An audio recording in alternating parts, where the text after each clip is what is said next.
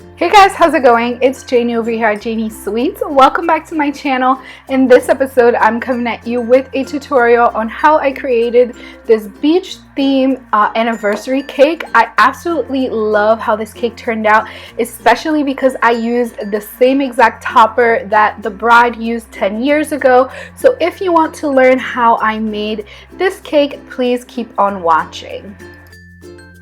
So I'm starting out with my carrot cake recipe. I will link it for you guys below. I can't remember if in that video I did use nuts in the carrot cake, but if I did, just so you know, in this particular cake I didn't use the nuts, but it's the same exact recipe. So I'm just going to kind of eyeball it and cut off the dome. It doesn't have to be perfect, or I'm not trying to have it level or anything, because it is just going to be a one-tier cake.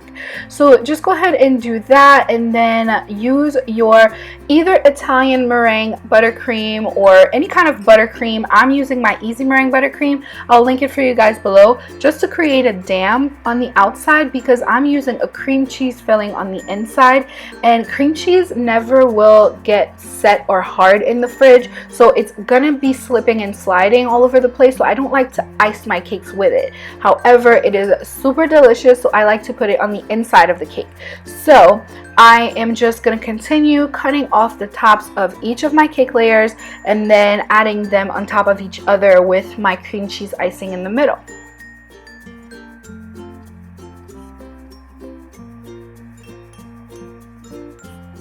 Once that's done, I'm going to crumb coat the entire outside of the cake with my Easy Meringue buttercream. And again, you can use whatever buttercream that you want. Just anything that's going to set in the fridge is perfect for that. So once I have crumb coated the entirety of the cake, I'm going to pop it into the refrigerator to set a little bit. Once I can touch it and I see that the icing is not sticking to my fingers anymore, I'm just going to take it out of the fridge and then put a generous amount of my buttercream on the outside again.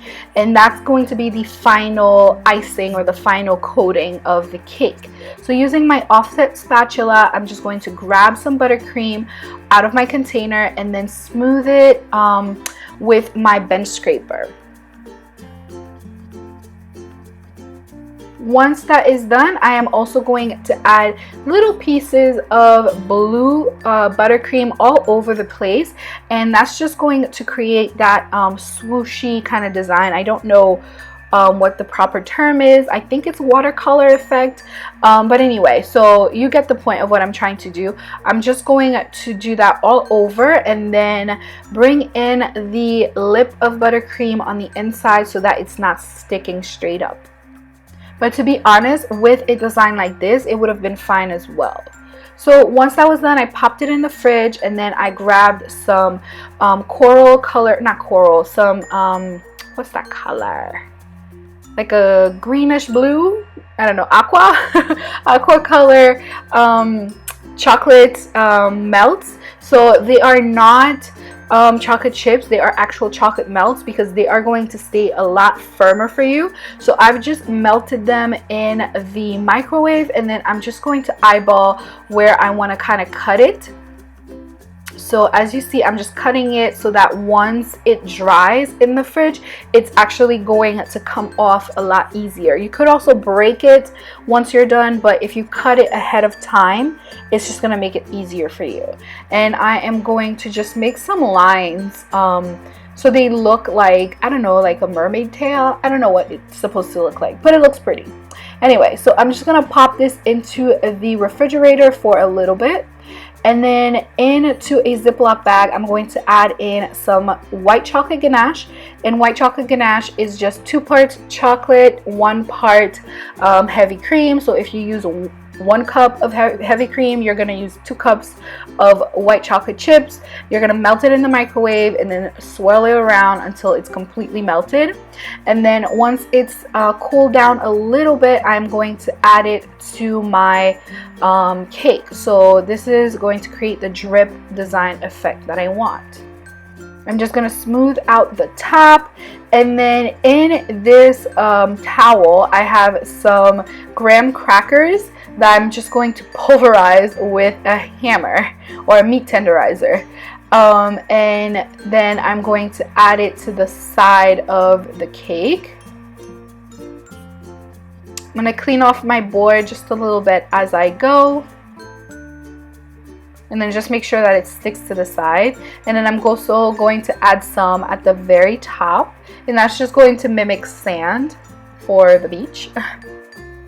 Then I'm popping it into the fridge again, and I'm going to start working on my designs on the side. So I'm using a couple of molds here. If I can find them, I will link them for you, but any beach theme mold will do, just as long as you have some seahorses, different shapes, shells. You can use whatever you want here, just as long as it looks beachy. So I'm using just regular white fondant to do that. And then I'm going to pop them right out once they're done, and then put them to the side. Once I was done and I had enough, I am using a peach colored petal dust. So these are things that you use to color or kind of like dust over flowers, gum paste flowers, to make them look more realistic. So I'm going to use the peach colored one, and then I also have a charcoal one. I know it doesn't look pretty right now, but on the cake for some reason it's gonna contrast beautifully. So don't worry too much about it, just very lightly dust your shells.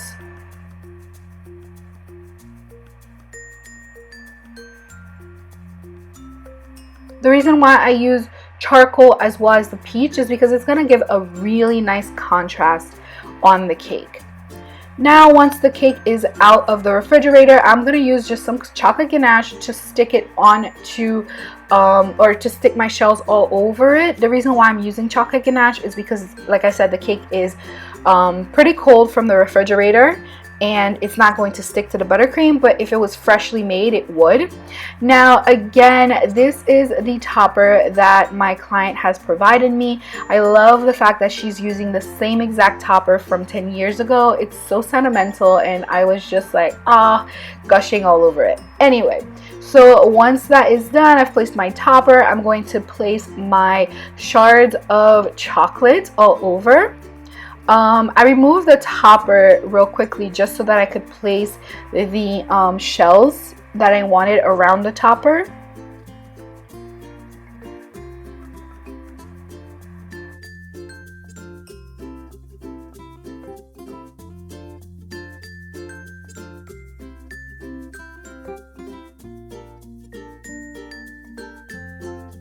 So this is it, you guys. This is the final result. I really hope you have enjoyed this video, because I enjoyed making it. I love the fact that she used her topper from her wedding.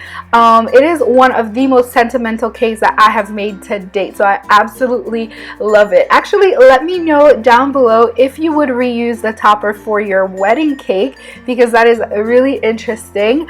Anyway, you guys, please give this video a big thumbs up if you enjoyed it and you found value to it. Share it with your friends and family. Do not forget to subscribe to my channel so that you do not miss out on any of my future videos.